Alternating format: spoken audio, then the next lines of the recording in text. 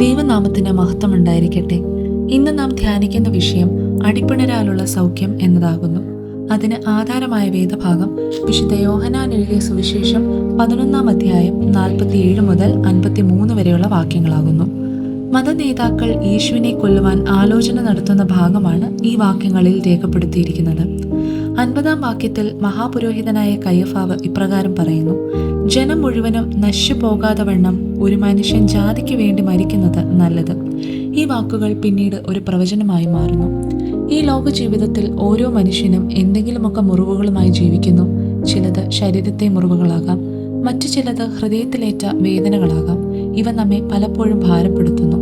ഇവിടെ നാം തിരിച്ചറിയേണ്ട ഒരു മഹത്തായ സത്യമുണ്ട്: ക്രിസ്തുവിന്റെ മുറിവുകൾ നമ്മെ സൗഖ്യമാക്കുന്നു. യെശയ്യാവ് 53 അധ്യായത്തിൽ പറയുന്നു: അവൻ നമ്മുടെ അകൃത്യങ്ങൾ നിമിത്തം തകർന്നുമിരിക്കുന്നു, അവന്റെ അടിപ്പിണരുകളാൽ നമുക്ക് സൗഖ്യം വന്നുമിരിക്കുന്നു. നമ്മുടെ ജീവിതത്തിലെ തകർച്ചകളുമായി ക്രൂശിന് സമീപമെത്തുമ്പോൾ അവന്റെ മുറിവുകളിൽ ആശ്വാസം കണ്ടെത്താം. അവിടെ ക്ഷമയുണ്ട്, അവിടെ പ്രത്യാശയുണ്ട്, അവിടെ ഒരു പുതിയ ജീവിതമുണ്ട്. അപ്രകാരം ജീവിപ്പാൻ ഈ നോമ്പുകാലം നമ്മെ ഇടയാക്കുമാറാകട്ടെ.